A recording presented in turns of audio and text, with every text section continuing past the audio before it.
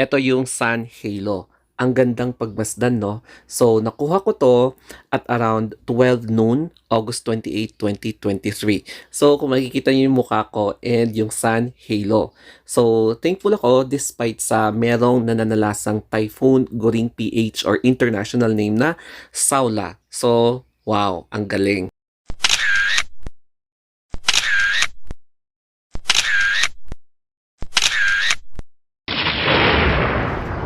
Good morning and yes, it is sunny ngayong araw na to, August 28, 2023. Mapapansin nyo, ay sa wakas, meron na tayong nasisinagan na araw, si Haring Araw. Kaya naman, it is now time for us na ibilad yung mga sampay natin kasi basang-basa. And especially kagagaling ko lang sa La Union na nag-swimming. O, diba? Perfect na perfect ang weather ngayon. At dahil sa excitement ko, chinek ko yung Haring Araw kasi nga umaaraw ngayon and gusto ko lang tignan yung itsura niya after how many days na umuulan ulit dahil sa Typhoon Goring PH. And then, using my rear camera, nung kinukunan ko ng video yung sun, parang may napansin ako na circular na phenomenon na nakita ko and hindi ko na to pinalampas. Merong halo sa sun, oh. Kung titignan mo, wow. See? Napansin nyo ba? Ang ganda, no? Ayan siya, oh. So, may circular formation siya. Kaya, ito yung nating i-zoom. So, ganyan siya kaganda, yung halo. I'm not sure kung kitang-kita sa camera, pero ang ganda. And, you must use sunglasses kasi makislap siya. So, i-zoom lang natin ng konti. Ayan, guys, oh. Yung halo niya. Diba ang ganda? And zoom out. Ayan. So, ganyan kaganda yung sun halo. O, diba? What is a sun halo? So, also known as 22-degree halo, is an optical phenomenon that occurs due to sunlight refracting in millions of hexagonal ice crystals. Kaya may nabubuong circular pattern siya. Kahit na nako-cover na ng clouds, kitang-kita pa rin yung circular na halo circle niya, di ba? Tsaka ito na yung pagkakataon para isampay na yung mga damit. And ito na yung natira kasi kinuha ko na lahat yung mga nag-dry, no? Ito yung medyo basa pa. Kaya nag-e-enjoy ako ngayon. Hindi ko alam kung bakit ako masaya ngayon. Kasi nga, siguro dahil itong si Haring Araw.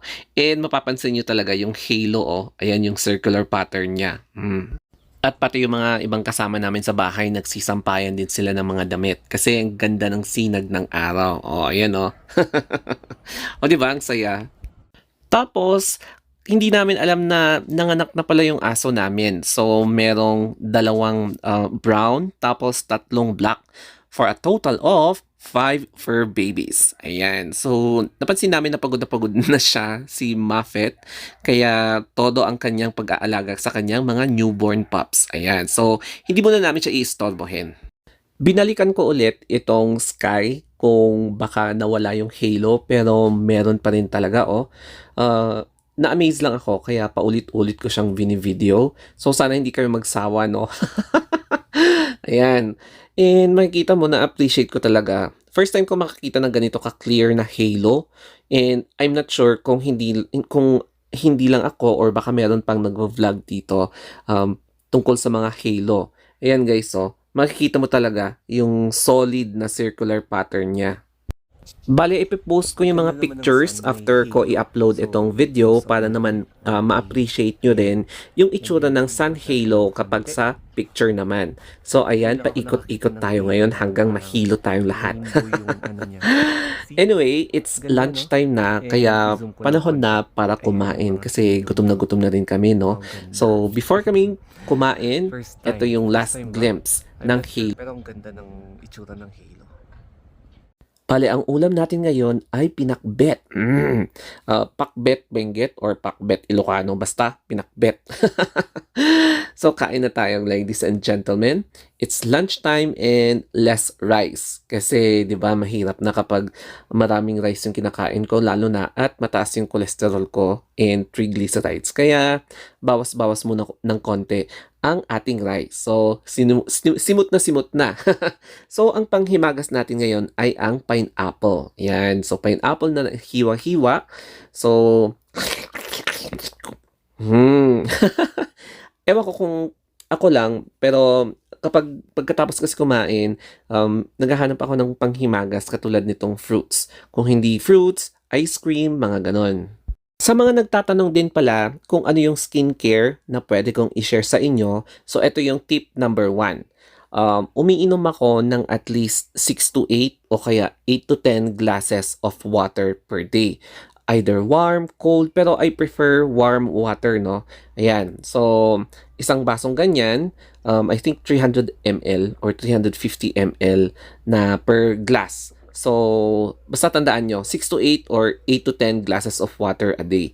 Yan yung isa sa mga reason kung bakit healthy ang ating kidney and syempre, liver. Tara at balikan natin kung meron pa rin yung halo. At meron pa rin. Kahit na malapit na siyang i-cover ng clouds, meron pa rin talaga. So, this is as of 1 p.m. August 28, 2023. So, nakakatuwa lang kasi kakaiba itong phenomenon na to and hindi ganito lagi kapag kumukuha ako ng video ng sun. And mapapansin nyo, na kino-cover na siya ng clouds kasi hapon na and usually pag ganitong oras, medyo umuulan. So as you can see, may mga clouds na tapos, ayan, mararamdaman mo talaga na malapit ng uulan mamaya. Tsaka since hapon na, eto na nga yung sinasabi ko sa inyo. Nagpa-fog na sa bandang doon. Over there. So medyo nagiging cloudy na siya and nararamdaman natin dito na malakas na yung hangin, no? So as you can see over there, ayan, malakas na talaga yung hangin and medyo giniginaw na ako dito kaya pumasok na tayo sa loob ng bahay kasi medyo gumiginaw na. A few moments later. Ito na nga yung sinasabi ko sa inyo, paparating na dito yung ulan. So yung parang white na yan na yung ulan and paparating na dito sa amin. Kaya kukunin na namin yung mga sampay. Ayan, no? So, ilang seconds lang, andito na yung ulan. Nagpapasalamat talaga ako dahil umaraw ngayon kahit saglit lang. Kaya nanuyo na yung mga damit na nilabhan natin kaninang nung hapon.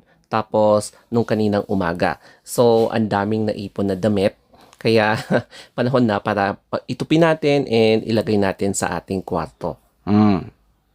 It's 4 p.m. na ng hapon mga kaibigan, mga kaistorya. Mapapansin nyo, nagfa-fog na dito sa amin. Unti-unti nang bumababa yung ulap and sinasabayan pa niyan ng malakas na ulan at saka hangin. Kaya sana nagustuhan nyo itong ating video, especially doon sa sun halo, o diba? And ngayon naman yung fog na binabalik-balikan ng mga turista na pumupunta dito. Huwag kalimutang mag-jacket and laging mag-ingat. Kaya, goodbye!